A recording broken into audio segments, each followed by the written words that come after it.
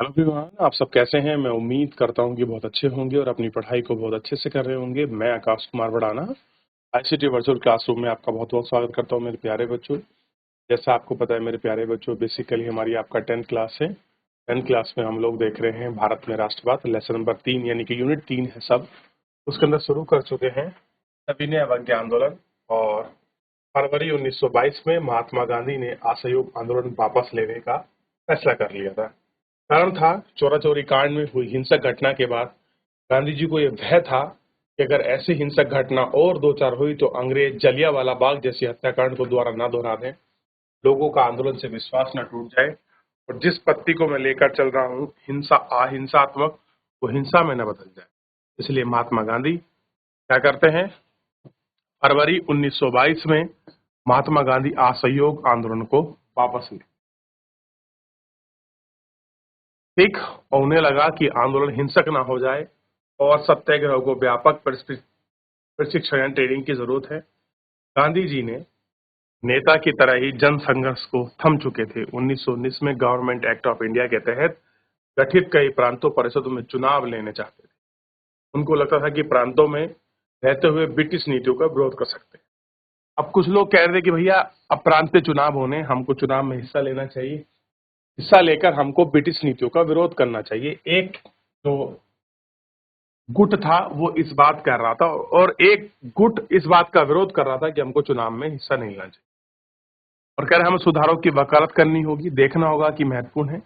ये परिषदें लोकतांत्रिक संस्था नहीं थी। टीआर दास और मोतीलाल नेहरू ने मंत्री परिषद राजनीति में वापस लौटने के लिए कांग्रेस के भीतर स्वराज पार्टी का गठन किया कि हम स्वराज पार्टी के नाम से चुनाव लड़ेंगे। जवाहरलाल नेहरू और स्वतंत्र बोस जैसे युवा नेताओं ने उग्र जन आंदोलन और पूर्ण स्वतंत्रता के लिए दबाव बनाया कि भैया सब कुछ ठीक है, लेकिन अब ये नहीं चलेगा कि हमको डोमिनियन स्टेट दो, अब हमको पूर्ण स्वराज्य चाहिए। ये मांग करने लगे थे उस जमाने के नेता। और दो नए निखरते प्रखर नेता भारतीय राजनीति में आ रहे थे। एक का नाम था पंडित जवाहरलाल नेहरू और दूसरे का नाम था सुभाष चंद्र बोस। दो नेता, दोनों की विचारधारा उग्र, दोनों कांग्रेस के सदस्य, लेकिन महात्मा गांधी का आशीर्वाद प्राप्त होगा जवाहरलाल नेहरू को। क्लियर है? ये आप देख सकते हैं। अंतरिम बहस और असहमति के इस माहौल में दो तत्व थे जिन्हें 20 दशकों में आखिर सालों में सालाना राजनीति की रूपरेखा एक बार फिर बदल गई। विश्वव्यापी आर्थिक मंदी का असर 1926 में कृषि उत्पाद की कीमतों में गिरने लगी। 1930 के बाद यह पूरी तरह से धराशायी हो गया। उत्पाद में गिरावट और कम निर्यात हुई और किसानों की अपनी उपज बेचना और लगान चुकाना पड़ा।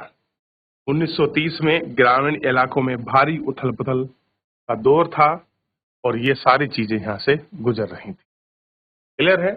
और हम इन सब चीजों को अच्छे से देख सकते हैं। क्लियर है? और देखिए किस तरह का माहौल आपका बढ़ रहा था। कृषि उत्पाद की चीजें भी कम हुई, मांग गिरी, तो क्या प्रभाव इसका आएगा। इस पृष्ठभूमि में ब्रिटेन की नई टोरी सरकार ने सर जॉन साइमन के नेतृत्व में एक वैधानिक आयोग का गठन कर दिया।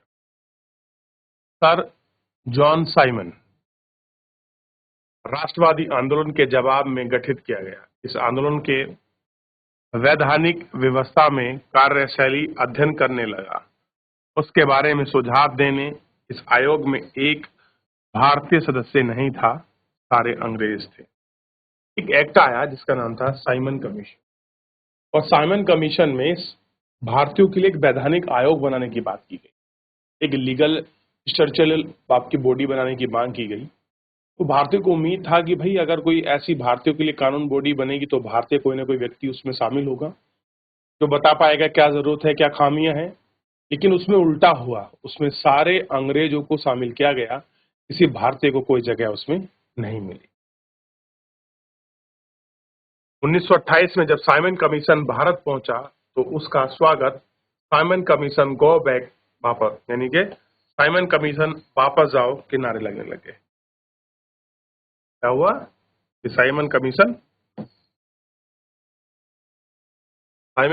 गो बैक, यानी कि साइमन कमीशन वापस जाओ के नारे क्या है वहां पर आपका लगने लगे। कांग्रेस और मुस्लिम लीग सभी पार्टियों ने प्रदर्शन में हिस्सा लिया। इस विरोध को शांत करने के लिए वायसराय लॉर्ड इरविन ने अक्टूबर 1929 में भारत के लिए डोमिनियन स्टेट के लिए गोलमेज सम्मेलन का ऐलान कर दिया कि फिलहाल तो ये मुद्दा शांत हो, उसके लिए हम क्या करते हैं, भारत को डोमिनियन स्टेट देने के लिए हम लोग तैयार हैं। उसके लिए आपका राउंड टेबल कॉन्फ्रेंस होगी लंदन में, सबको आना पड़ेगा, बात करनी पड़ेगी। उन्होंने इसके बारे में कोई समय सीमा नहीं बताई। न कहा गया कि भावी संविधान के बारे में चर्चा करने के लिए गोलमेज सम्मेलन आयोजित किए जाएंगे और इसमें प्रस्ताव से कांग्रेस के नेता संतुष्ट नहीं। कह रहे आप जो बात कर रहे हैं ये हमें कुछ समझ नहीं आ रही, हमें से सेटिस्फेक्शन नहीं है।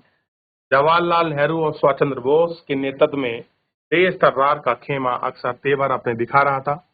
उदारवादी और मध्यम वर्गीय नेताओं में ब्रिटिश डोमिनियन के भीतर संवैधानिक व्यवस्था के पक्षधर थे। जो उदारवादी थे, मध्यम वर्गीय, उन्होंने कहा कि भाई अगर डोमिनियन स्टेट मिल रहा है तो डोमिनियन स्टेट ही ले लो। लेकिन इस खेमे का प्रभुत्व घट रहा था। अब कह रहे लोग इसे घट रहे थे। अब लोग किधर जा रहे थे? जवाहरलाल नेहरू की तरफ और सुभाष चंद्र बोस की तरफ। दिसंबर 1929 में जवाहरलाल नेहरू ने की अध्यक्षता में कांग्रेस और लाहौर अधिवेशन में पूर्ण स्वराज की मांग उपनिवेश रूप से मान ली गई। 1926 में 1930 में स्वतंत्रता दिवस के रूप में मनाया गया। उस दिन पूर्ण स्वराज के लिए संघर्ष की शपथ ली और उत्सव हुआ। कम ही लोग ध्यान दिए होंगे कि स्वतंत्रता की अमूर्त विचारों को रोजमर्रा की जिंदगी में ठेस पहुंची और जोड़ने के लिए महात्मा गांधी का कोई हिस्सा ढूंढ रहे थे। अब देखिए कहानी क्या हुई। कहानी बिल्कुल अलग चली गई। ठीक, अब कुछ लोग कह रहे हैं कि भैया हम पूर्ण स्वराज लेंगे और कुछ कह रहे हैं कि भैया कोई बात नहीं, जो मिल रहा है उसी को ले लो, बाकी कुछ और देख लेंगे। फिलहाल तो कुछ तो मिले, अंग्रेज देने को तैयार तो हो गए। लेकिन उन्होंने कहा नहीं, अब वो टाइम गया कि जब हम विजिटेड आपका डोमिनियन स्टेट लेंगे। अब हम लोग पूर्ण स्वराज्य चाहिए, हमारा हमारा देश, हमारा अधिकार, तुम कौन हो हमारे ऊपर होने वाले भाई। ये सारी बात की ठीक। और यहाँ पर हमने इनको देखा और इसको देखने की है बात की गई और पूरी कहानी और पूरी पृष्ठभूमि पर देखने के लिए मिलेगी। आखिर में ये था कैसा, क्यों हिस्सा था, क्या क्या चीजें। अब क्या होता है, नमक यात्रा। नमक यात्रा और सविनय अवज्ञा आंदोलन। देश को एकजुट करने के लिए महात्मा गांधी को नमक एक विशाल शक्ति प्रतीक रूप दिखाई दिया। जनवरी 1932 में वायसराय इरविन को एक खत लिखा और खत में उन्होंने 11 मांग का उल्लेख किया। इनमें से कुछ मांग सामान्य थी, यानी कि सबके लिए थी, कुछ मांग उद्योगपतियों के लिए थी, कुछ मांग किसानों के लिए थी, बाकी और तबकों से जुड़ी थी। गांधी जी ने इन मांग के जरिए समाज के सभी वर्गों को अपने साथ जोड़ना चाहते थे ताकि वे सभी इस अभियान में शामिल हो सकें। सबसे महत्वपूर्ण मांग थी नमक कर को खत्म करना। नमक अमीर, गरीब और सबका इस्तेमाल करने की बात थी, जो भोजन के एक हिस्सा है। इसलिए नमक पर कर, उसका उत्पादन सरकारी दायेदारी के महात्मा गांधी के ब्रिटिश शासन के सबसे दमनकारी पहलू बताया गया। महात्मा गांधी का यह पत्र एक अल्टीमेटम यानी कि चेतावनी था। उन्हें लिखा कि अगर 11 मार्च तक उनकी मांगे नहीं मानी गई तो कांग्रेस सविनय अवज्ञा आंदोलन छेड़ देगी। इरविन झुकने को तैयार नहीं थे। फलस्वरूप गांधी जी ने 78 विश्वासीय वॉलंटियर यानी कि अनुयायी के साथ नमक यात्रा शुरू कर दी। गांधी जी ने आश्रम से 240 किलोमीटर की दांडी मार्च यात्रा गुजरात तट के कस्बे में जाकर खत्म हुई।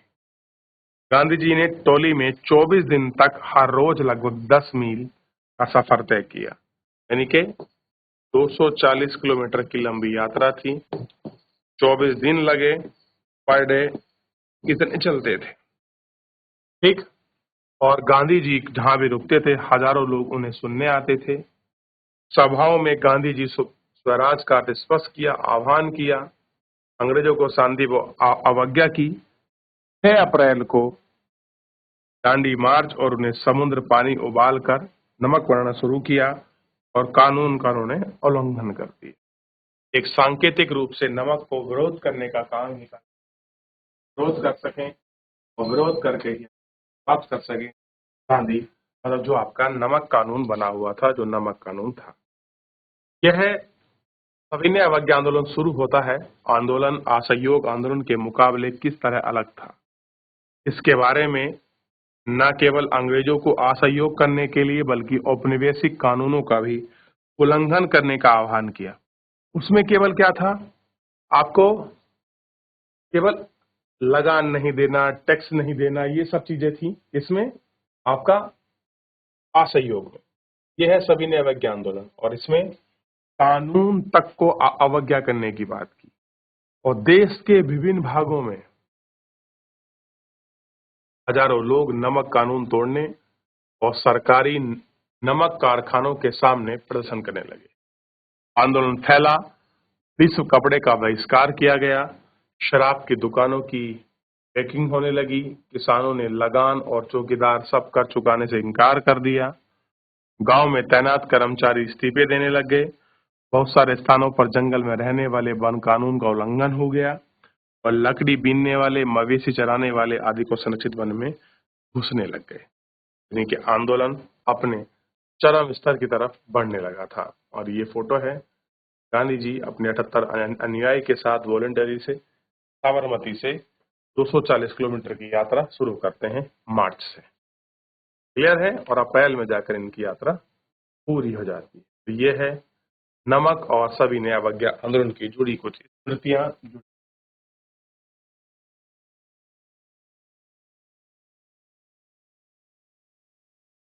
देख लिया, कितना आपने पढ़ लिया? नमक, दांडी यात्रा, सविनय अवज्ञा आंदोलन, कोई डाउट? अब आप देखिए, थोड़ा सा आगे बढ़ रहे हैं। और अच्छा, नमक कानून तोड़ने की जरूरत क्या थी, बताइए? क्या जरूरत थी नमक कानून को तोड़ने? कोई तो वजह रही होगी। असल में नमक एक सांकेतिक रूप था अंग्रेजों का विरोध करने का, अहिंसक रूप। समझिए, इन घटनाओं से चिंतित औपनिवेशिक सरकार ने नेताओं की गिरफ्तारी करने लगी। बहुत सारे स्थानों पर हिंसक टकराव हुए। अप्रैल 1930 में महात्मा गांधी के समर्पित साथी अब्दुल्ला गफ्फार खान को गिरफ्तार कर लिया गया। गुस्साई भीड़ ने सशस्त्र बंद गाड़ियां और पुलिस पर गोलियों का सामना करते हुए सड़क पर उतर गए। बहुत सारे लोग मर गए। महीनों भर बाद भी महात्मा गांधी को गिरफ्तार कर लिया गया। सोलापुर के औद्योगिक मजदूरों ने अंग्रेज शासन के प्रतीक मुस्लिम आपका पुलिस चौकियां, नगर पालिका भवन, अदालतों, रेलवे स्टेशन पर हमला कर लिया। वह सरकार का निर्मम दमन का रास्ता अपनाया। शांतिपूर्ण सत्याग्रही पर हमला किया गया। औरतों और बच्चों को मारा पीटा गया। लगभग 1 लाख लोग गिरफ्तार किए।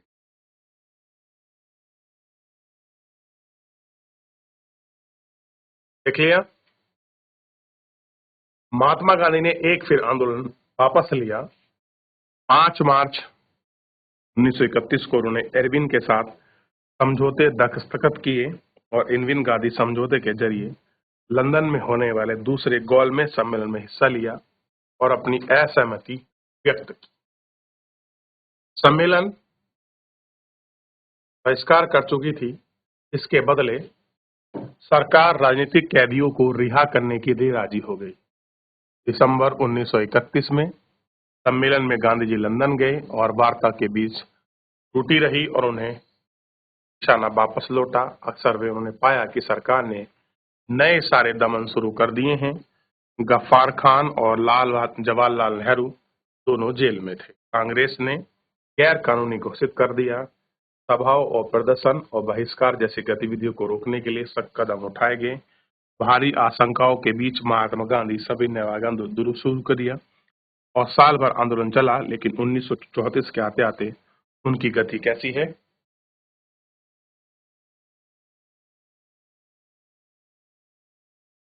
लोगों ने आंदोलन को कैसे लिया, आइए देखते हैं। सिविल नाफरमानी यानी कि सविनय अवज्ञा आंदोलन में शामिल विभिन्न सामाजिक समूह कौन थे, उन्होंने आंदोलन में हिस्सा क्यों लिया, क्या उन्हें आदर्श क्या थे, उनके लिए स्वराज के मायने क्या थे। आखिर में लोगों ने स्वराज को समझा क्या, आय क्यों थी, क्यों ये सारी चीजें थी, हम इनको देखते हैं। गांव में संपन्न समुदाय गुजरात के पाटीदार और उत्तर प्रदेश के जाट आंदोलन से कर रहे थे। तो संपन्न थे गांव में किसान समुदाय, जैसे गुजरात में पाटीदार हो गया, उत्तर प्रदेश में जाट आंदोलन हो गए। व्यावसायिक फसलों की खेती करने के कारण व्यापार की मंदी और वहां गिरती कीमतों से बहुत परेशान थे। उनकी नगद आय खत्म होने लग गई थी। सरकारी लगान चुकाना नामुमकिन हो गया था। सरकार लगान कम करने को तैयार नहीं थी। चारों तरफ असंतोष था। संपन्न किसान सभी ने अवज्ञा आंदोलन का बढ़ चढ़कर समर्थन किया। समुदाय में एकजुट किया गया और कई बार अनुच्छिक समुदाय को बहिष्कार करने के लिए मजबूर किया। उनके लिए स्वराज की लड़ाई लड़ना भारी था, लेकिन 1931 में लगान हटाए बिना वापस किया और उन्हें बड़ी निराशा हुई। फलस्वरूप 1932 में दबाव शुरू हुआ। उन्होंने बहुत से हिस्सों से इनकार कर दिया। गरीब किसान केवल लगान ही कमी नहीं चाहते थे, उन्होंने बहुत सारे किसान जमींदार पट्टे पर जमीन लेकर खेती कर रहे थे। महामंदी खिंची और नगद आमदनी गिरने लगी। छोटे पाटीदार जमीन के किराएदार चुकाने लगे और ये सारी मुश्किलें हो गईं। उन्हें जमींदारों को भाड़ा चुकाना था, उन्हें माफ कर दिया और इसके लिए उन्हें कई रेडिकल आंदोलन का हिस्सा लिया, जिनका नेतृत्व अक्सर समाजवादी और कम्युनिस्ट पार्टी के हाथों में होता था।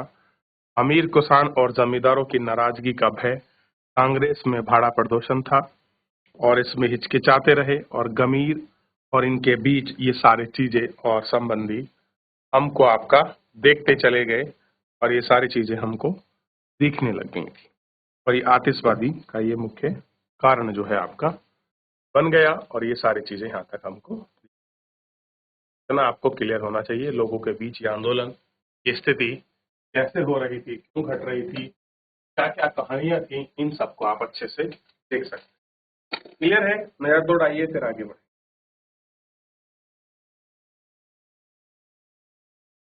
देख लिया और इस तरीके से आप आंदोलन के भीड़ को देख सकते हैं।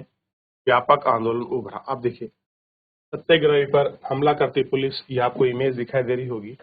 सत्याग्रही लोगों पर कैसे अटैक कर रही थी पुलिस, क्या क्या अटैक किए, कैसे कैसे हमले हुए और ये सब हमले अंग्रेज अपनी उन नीतियों को दमन करने के लिए प्रयास कर रहे। क्लियर है? तो भारत में उन्होंने शोषण परक नीति अपनाई थी, उनके खिलाफ लोग जो प्रदर्शन कर। चलिए फिलहाल आज के लिए इतना ही, मिलेंगे नेक्स्ट लेक्चर में। धन्यवाद।